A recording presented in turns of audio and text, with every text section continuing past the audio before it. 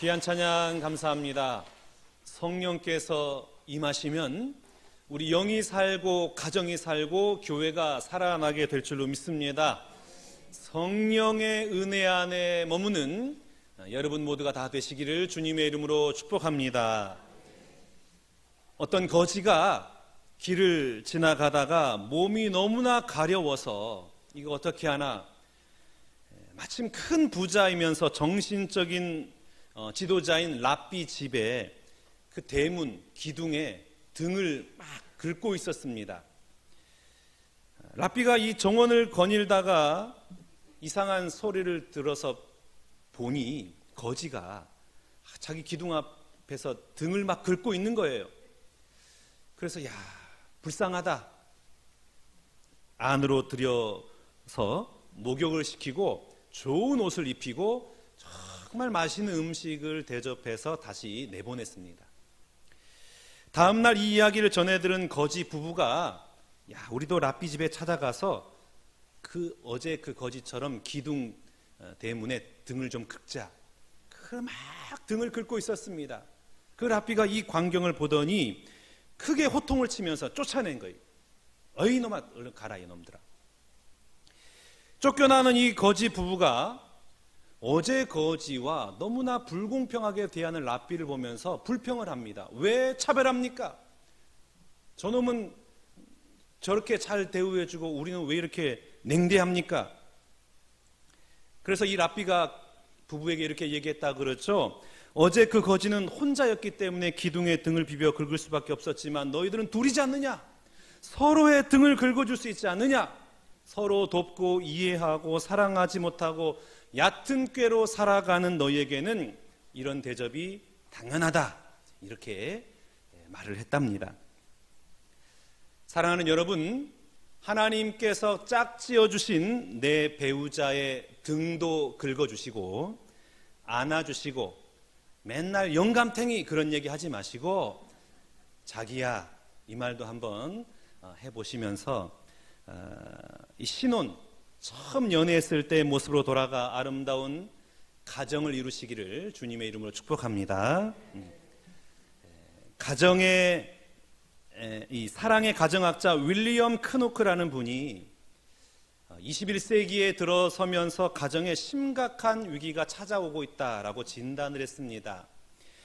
그것은 가족 구성원들 사이의 관계가 계속 멀어지고 극단적인 개인주의 때문에 가족들이 제각기 흩어지고 있다 그래요.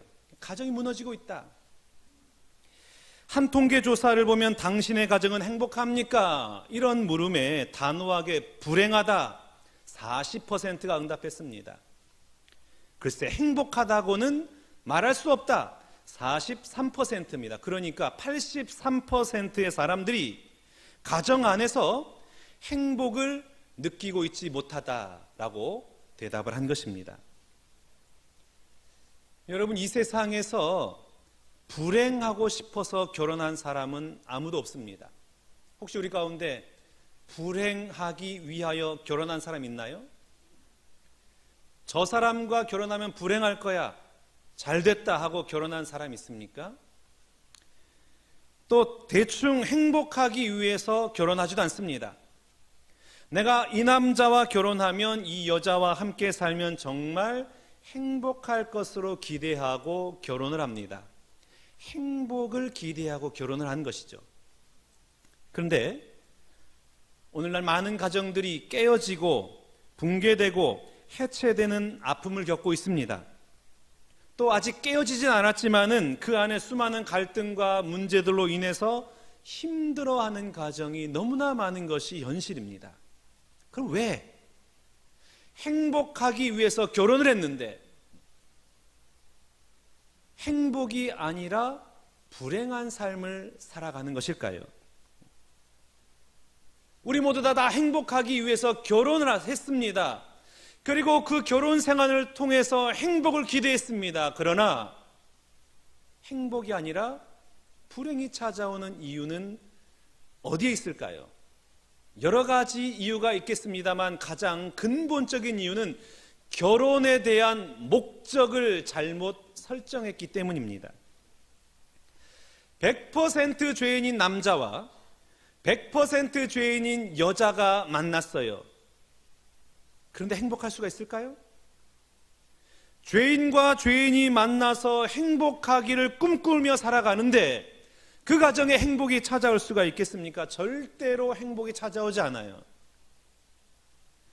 행복을 위해서 노력하면 노력할수록 불행해질 수밖에 없는 것입니다. 그래서 오늘 하나님께서는 우리 가정이 어떻게 해야 행복해질 수 있느냐, 그 비결에 대해서 설명을 하고 있습니다. 오늘 본문 첫 번째, 아내는 남편에게 복종하라는 것이에요. 22절에서 24절까지 말씀 보겠습니다. 아내들이여 자기 남편에게 복종하기를 주께 하듯 하라. 이는 남편이 아내 됨의 머리됨이 그리스도께서 교회의 머리됨과 같음이니 그가 바로 몸의 구주시니라. 그러므로 교회가 그리스도에게 하듯 아내들도 범사에 자기 남편에게 복종할지니라. 하나님께서 말씀하시는 부부 생활의 원리 첫 번째는 뭐냐? 아내가 남편에게 복종하는 것입니다. 복종이라는 단어는 남의 명령이나 규칙에 무조건 따르는 것이에요. 나보다 당신이 옳습니다. 무조건 고백하는 거예요. 매사에 모든 상황 가운데 모든 사건 앞에서 당신이 나보다 옳습니다. 복종하는 것, 이게 바로 복종입니다. 여러분 가능하시겠어요? 복종이 얼마나 힘들어요. 복종하는 것이 참 말처럼 쉬운 것이 아닙니다. 더군다나 웬만해야 복종하죠. 도무지 상종조차 하기 싫은 사람한테 어떻게 복종을 하겠어요? 그러니까 하나님이 우리 가정의 현실을 몰라도 너무나 모른다, 목사님 그런 말씀하지 마세요. 저런 사람한테는 도무지 복종할 수가 없어요. 어떤 여인이 세상을 떠났어요. 죽은 것이죠. 그래서 그 여인의 상여가 지나가는데 유난히 많은 남자들이 길게 줄을 지어가지고 그 상여를 따라가고 있는 것입니다. 그런데 그 상여 바로 뒤에 죽은 여인의 남편이 따라가는데 개를 끌고 가고 있는 거예요. 한 마리 개를 끌고 가고 있어요. 너무나 의아하잖아요. 그래서 지나가던 사람이 그 남편에게 다가와서 물었습니다. 웬 개를 끌고 가십니까? 그러자 이 남편이 대답하기를 이 개가 물어뜯어서 내 마누라를 죽였소이다. 그러자 그 사람이 눈이 번쩍 뜨면서 말했답니다. 그게 나 좀 빌려주면 안 되겠습니까? 그러자 남편이 그러면 내 뒤에 줄 제일 끝에서 따라오라고. 그 많은 줄이 다 그냥 그 개를 빌려보겠다고 다 줄 서 있는 거예요. 여러분 이런 남편에게 복종할 수 있겠어요? 더군다나 무능력해요, 악해요, 음란해요. 그런 남편에게 복종하라니 말이 안 되는 것이죠. 복종은커녕 그 남편을 하루라도 빨리 떠나버리고 싶은 심정 아니겠습니까? 그런데 오늘 하나님은 복종하래요. 복종하되 어떻게 복종하라고 말씀하십니까?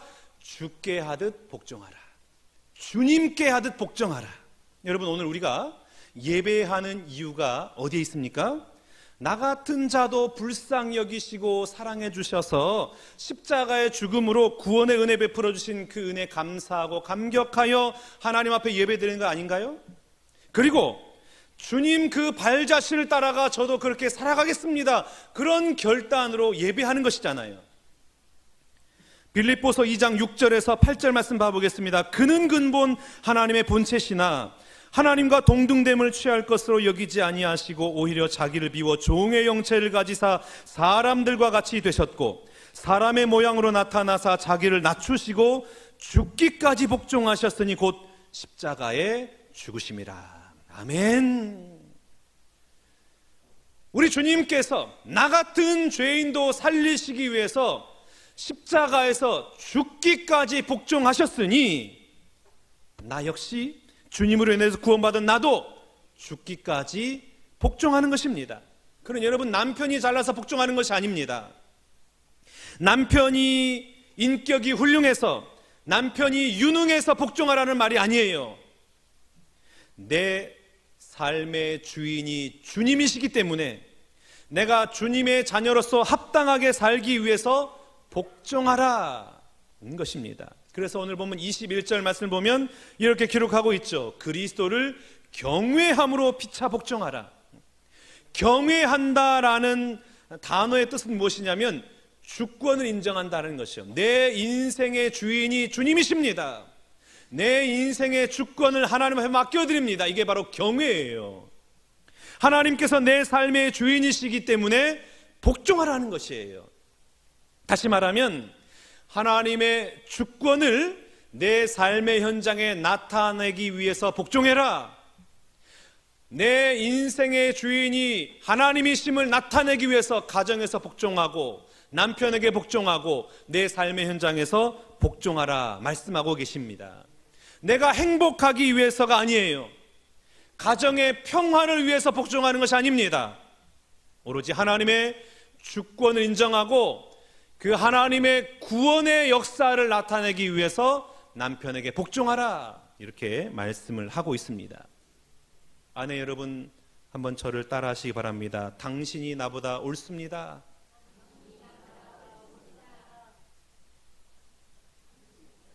남편이 옳지 않죠?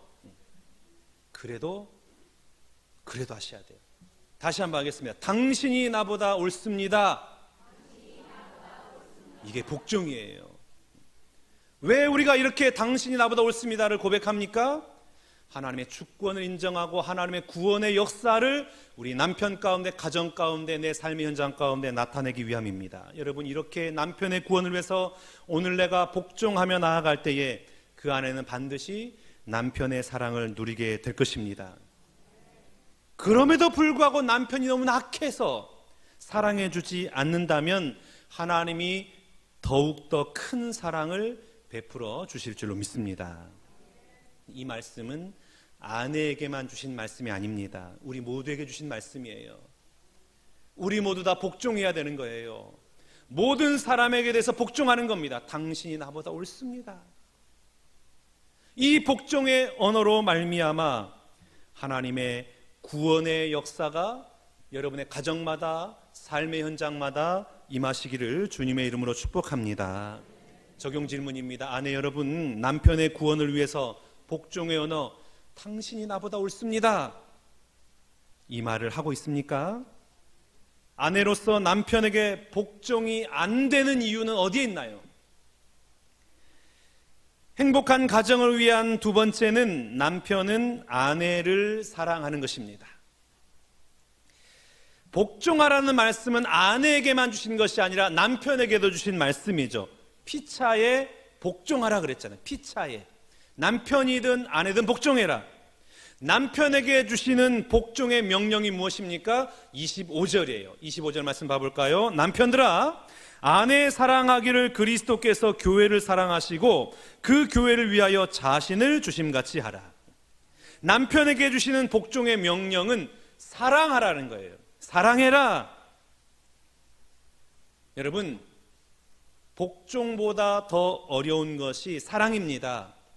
순종이나 복종은 내 의지를 꺾고 어느 정도 노력하면 모양은 갖출 수 있어요. 그런데 사랑은 노력한다고 되는 것이 아닙니다. 눈에 보이는 육적인 사랑도 노력만으로 안 되는데 오늘 이 본문에 나온 사랑해라, 이 사랑은 아가페 사랑이에요. 무조건적인 사랑인 거예요. 무조건적으로 사랑하라는 거예요. 그런데 그게 노력해서 됩니까? 아무리 노력하고 아무리 흉내내도 아가페의 사랑, 무조건적인 사랑은 불가능한 것입니다. 그러니까 남편들에게는 아내들보다 훨씬 더 무거운 명령, 힘든 명령을 주고 계신 겁니다. 어떤 부부가 동시에 죽었어요. 그래가지고 천당 입구에 도착을 했습니다. 베드로가 이 부부에게 물었어요. 당신들은 어디에서 왔습니까? 우리는 한국에서 왔습니다. 그러자 이 베드로가 이 두 부부에게 간단한 시험을 통과하면 천국에 들어갈 수 있습니다. 그리고 백지를 건네더니 한국을 영어로 쓰면 천국에 들어갈 수 있습니다. 이 남편은 참 공부도 못했지만 그래도 한국을 영어로 하면 코리아잖아요. 쉬우니까 코리아 딱 적었어요. 아내는 미국 유학까지 다녀온 인텔리 여성이에요. 똑똑합니다. 그 남편이 종이에 쓴 것을 보고 영어로 한국 이렇게 쓴 거예요. 그 남편이 화들짝 놀라면서 그 종이를 뺏어서 찢어버린 거예요. 그리고 베드로에게 양해를 구합니다. 선생님 죄송합니다. 우리 아내가 오늘 피곤해가지고 지금 깜빡했습니다. 다시 좀 쓰게 해주시면 안 될까요? 그렇게 해라. 그래서 다시 주니까 남편이 아내에게 속삭이면서 영어로 써. 코리아 알지? 그랬더니 이 아내가 다시 썼는데 스펠링을 이제 코리아가 K-O-R-E-A잖아요. C-O-R-I-A로 코리아를 탁 쓴 거예요.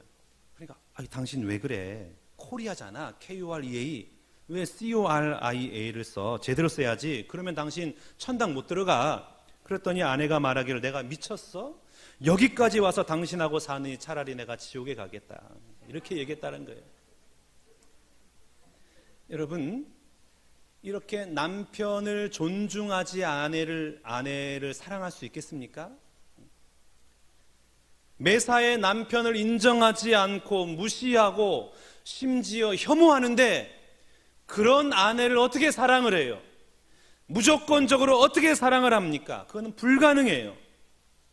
그렇기 때문에 우리 남자들에게 필요한 것은 무엇이냐면 예수님을 만나는 것입니다. 남자들이 예수님을 만나지 않고서는 사랑할 수가 없는 거예요. 예수님의 그 십자가의 사랑을 경험하지 못하면 아가페의 사랑을 나누는 것은 절대 불가능한 것입니다. 하나님께서 태초에 아담을 흙으로 창조하시고 아담의 갈비뼈를 취해서 하와를 만드셨죠. 그리고 이 하와를 아담에게로 데려오자 아담이 처음 하와를 보고 어떤 고백을 합니까? 이는 내 뼈 중에 뼈요 살 중에 살이다. 너무나 아름답고 자기 몸처럼 한 몸처럼 보인 거예요. 한 몸처럼 보인 거예요. 한 몸처럼 여겨야지 이런 마음으로 이 고백을 한 것이 아니라 한 몸처럼 보인 것입니다. 왜 그렇게 보였을까요? 눈에 콩깍지가 씌어서 그렇게 보였을까요? 그렇지 않아요. 아담이 그 당시에는 하나님과 온전히 동행을 했습니다. 하나님과 교제를 했어요. 하나님의 말씀의 은혜가 있어요. 하나님의 사랑의 감동이 있어요. 그러니까 아담이 늘 주님 안에 사니까 하와를 보고 내 뼈 중에 뼈요 살 중에 살이라 이 고백을 하게 된 겁니다. 그런데 선악과를 따먹은 이후에 범죄한 후에 아담이 어떻게 말을 합니까? 하와를 향하여서 저 여자라 그러잖아요. 저 여자가 선악과를 열매를 내게 줌으로 내가 먹었습니다. 저 여자 때문입니다. 내 뼈 중에 뼈요 살 중에 살이라는 이 고백이 저 여자로 바뀌어버린 거예요. 저 여자 때문에 내가 이렇게 잘못했습니다. 이렇게 바뀌어버린 겁니다. 왜 이렇게 부부관계가 틀어졌습니까? 죄 때문이에요. 죄가 들어오니까 하나님과의 관계가 끊어져 버리니까 아담이 하와의 잘못한 것만 보는 거예요. 여러분, 오늘 남편이 아내를 사랑하지 못하는 이유 어디에 있을까요? 아내가 사랑스럽지 않기 때문인가요? 아내가 남편을 존중하지 않고 복종하지 않았기 때문입니까? 아니에요. 내 안에 죄가 들어왔기 때문입니다. 아니, 좀 더 정확하게 표현하자면 내가 죄인임을 인정하지 않기 때문에 그래요. 나는 죄인이 아니라고 생각합니다. 내가 죄인이 아니고 의인이기 때문에, 의인 행세하기 때문에 저 여자는 왜 저럴까? 저 여자는 왜 저것밖에 되지 않을까 판단하고 정죄하는 것이죠. 그렇기 때문에 남편들에게 필요한 것이 무엇일까요? 우리가 읽지 않았습니다만 26절과 27절 말씀입니다. 이는 곧 물로 씻어 말씀으로 깨끗하게 하사 거룩하게 하시고 자기 앞에 영광스러운 교회로 세우사 티나 주름 잡힌 것이나 이런 것들이 없이 거룩하고 흠이 없게 하려 하심이라. 아멘. 남편에게 필요한 게 무엇입니까? 말씀으로 깨끗하게 씻어서 거룩하게 되는 거예요. 말씀의 훈련을 받아야 되는 것입니다.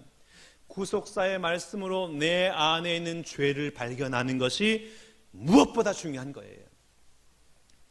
이 거룩함을 이루기 전에는 우리의 결혼 생활은 흠도 많고 점도 많아요. 허물이 많아요. 나는 흠이 없다라고 말할 수 있는 사람이 누가 있겠습니까? 어느 누구도 예외가 없는 거예요. 그런데 그걸 모르니까, 내가 죄인이 아니라고 생각하니까, 나는 죄 없고 흠 없다라고 생각하니까 상대방의 사소한 흠조차도 용납하지 못하는 거예요. 그 조그마한 실수와 잘못을 받아들일 수가 없는 겁니다. 지적하고 비난을 하고 비판을 하는 것입니다. 그렇기 때문에 말씀을 통하여서 내 안에 있는 죄와 내 안에 있는 흠을 먼저 보아야 하는 것입니다. 그래서 결혼의 목적이 행복이 아니에요. 거룩인 것입니다. 인생의 목적이 행복이 아니라 거룩인 이유가 바로 여기에 있습니다. 우리 남편분들 한번 따라해 보실까요? 저는 죄인입니다. 의인이 한 5분 계신 것 같은데요. 다시 한번 따라해 보겠습니다. 저는 죄인입니다. 이 고백이에요. 내가 죄인으로 아내를 만날 때에 그 가정은 행복이 깃들일 수밖에 없는 것이죠. 사랑하는 여러분, 인생의 목적도 결혼의 목적도 행복이 아니라 거룩입니다. 내가 죄인됨을 인정하고 이 구속사의 말씀으로 내 안에 그 죄를 회개하고 거룩함의 길을 걸어갈 때에 나의 그 거룩함으로 아내가 구원을 받고 내가 만나는 사람이 구원받게 하는 이 삶을 살아갈 때에 우리 하나님의 참된 기쁨과 평안과 행복이 여러분 가정 가운데 임하여 주실 줄로 믿습니다. 적용 질문입니다. 남편 여러분, 아내를 사랑하지 못하는 이유가 무엇인가요? 아내의 잘못과 부족함이 먼저 보입니까? 아니면 내 죄가 먼저 보입니까? 믿음도 좋고 성품도 좋은 두 남녀가 청년 공동체에서 만나서 결혼했습니다. 너무나 행복하게 잘 살았어요. 더군다나 부유한 집안 출신이었기 때문에 부족함 없이 고난 없이 이 부부가 너무나 재밌게 잘 살았습니다. 그러다가 시어머니가 고혈압으로 쓰러지면서 그 집안에 고난이 시작됐어요. 서로 깊이 사랑한다고 생각해서 결혼을 했고 정말 행복한 가정을 꾸려나갔는데 고난 앞에는 장사가 없는 법이죠. 결혼의 목적이 행복이었어요. 결혼해서 행복하리라. 그런데 이 아내가 투병하는 시어머니 곁에서 이 병간호를 하면서 너무나 불행한 거예요. 늘 도망갈 생각만 하고 있는 겁니다. 내가 이러려고 결혼했는가? 내가 시어머니 병간호나 하려고 내가 결혼했나? 스스로를 너무나 힘들어하면서 틈만 나면 친구를 만나러 나갔어요. 그러다가 한 친구의 빚보증을 섰다가 그냥 큰 돈을 날려버린 겁니다. 그러한 상황 가운데서도 남편에게 자기 합리화를 한 거예요. 나 같은 아내가 있으면 나와보라고 해요. 나처럼 이렇게 며느리 역할 잘하는 이 세상의 며느리가 어디 있냐고 자기를 스스로 그냥 나타내는 거예요. 그런데 이번에는 남편의 사업체 부도가 난 거예요. 부도가 났는데 얼마나 큰 부도였는지 남편이 구속이 되고 결국에 파산 신청까지 하게 되었습니다. 이게 채무 규모가 너무나 커가지고 면책받기가 불가능한 거예요. 그러니까 여러분, 이 부부가 만나면 얼마나 싸울 일이 많았겠어요. 만나면 그냥 피 터지게 싸우는 거예요. 이 사건을 겪으면서 아내 집사님이 이렇게 고백을 합니다. 그때 얼마나 많이 싸웠는지 힘이 빠질 대로 다 빠져서 이제는 싸울 힘도 없게 되었습니다. 저희 부부는 가해자도 아니고 피해자도 아니고 하나님 앞에 죄인일 따름입니다. 이어서 고백하기를, 남편이 망하지 않았더라면 여태껏 바리새인처럼 서로를 정죄하고 서로 상처를 입혔을 것입니다. 아마도 제 소견대로 살다가 주님 곁을 떠났을 것입니다. 그러나 그 고난 때문에 이제 말씀이 들리고 이 사건이 우리 가족을 구원하기 위한 것임을 깨달아졌기에 참고 견디고 지금까지 살아날 수 있었습니다.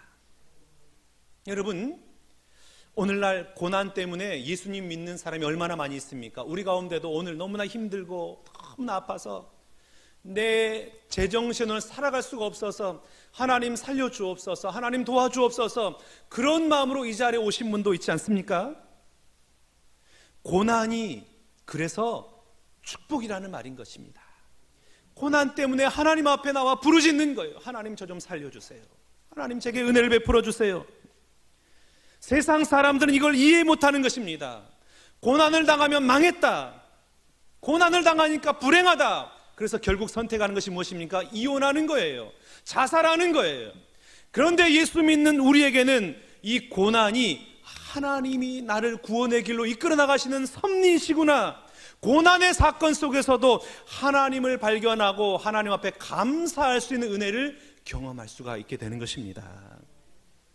이 고난을 통하여 사랑의 근원이신 예수 그리스도를 만나게 되는 것이죠. 나의 신랑 되신 예수님은 우리를 물로 씻어서 회개하게 하시고 말씀으로 깨끗게 하시고 양육하셔서 거룩하게 하신다라고 말씀하셨습니다. 부부 사랑의 비결은 다른 데 있는 것이 아니에요. 어떤 특별한 상황과 특별한 어떤 인격에 있는 것이 아닙니다. 말씀을 듣고 내 죄를 보고 내 배우자의 영혼 구원에서 살아가면 그 가정에 행복이 임하는 것입니다. 그래서 여러분, 부부가 연합되어서 같은 말씀을 듣고 그 말씀을 묵상하는 게 너무나 중요한 거예요. 함께 예배하는 것이 너무나 중요합니다. 같은 말씀을 듣고 그 말씀을 가지고 나눠보고, 오늘 제가 드린 그 질문을 가지고 서로에게 한번 나눠보고 그 말씀을 가지고 기도할 때에 그 가정에 능력이 나타나는 것입니다. 그리고 매일 같은 말씀으로 큐티를 할 때에 대화거리가 많아져요. 매일매일 같은 본문으로 말씀을 묵상하고 질문을 하기 때문에 그거 가지고 대화하게 되는 거잖아요.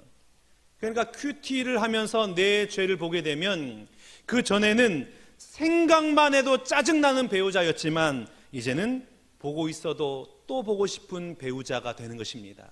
이게 바로 말씀의 은혜인 것이죠. 도무지 사랑할 수 없는 남편, 도무지 아무리 애써도 사랑하기 힘든 아내가 있다 하더라도 내가 구속사의 말씀으로 거듭나서 그리스도를 경외하듯 복종하고 사랑하면 우리 하나님은 반드시 나를 높이시고 내 배우자를 구원하여 주실 줄로 믿습니다. 사랑하는 신광계 성도 여러분, 오늘은 성령 강림 주일입니다. 성령 충만함이 제일 먼저 적용되는 장소가 가정이에요. 그러니까 21절에 그리스도를 경외함으로 피차 복종하라, 21절에 복종하라 한 다음에 22절에 아내들아, 25절에 남편들아, 그 전에 18절에 무엇이 고백하고 있습니까? 성령 충만하라. 성령 충만함이 적용되는 장소가 첫 번째 장소가 가정입니다. 우리 인생의 목적, 결혼의 목적은 행복이 아니라 거룩입니다. 허물 많은 나를 깨끗게 하시고 용서하시고 구원을 베푸신 그 그리스도의 사랑을 기억하고 나도 복종하고 그 흠을 용납하고 사랑함으로 말미암아 우리 주님 안에서 아름다운 가정을 이루어 나갈 수 있기를 축복합니다. 나의 허물을 회개하고 거룩을 이루어 나갈 때에 우리 하나님께서는 우리 가정을 특별하게 지켜주실 줄로 믿습니다. 이 한 주간 복종의 언어로 그리스도 안에서 서로 사랑하며 복종하여 하나님께서 허락하신 이 가정의 아름다움을 회복하고 참된 기쁨과 참된 행복을 누리는 신광교회 성도님들 다 되시기를 주님의 이름으로 축원합니다. 같이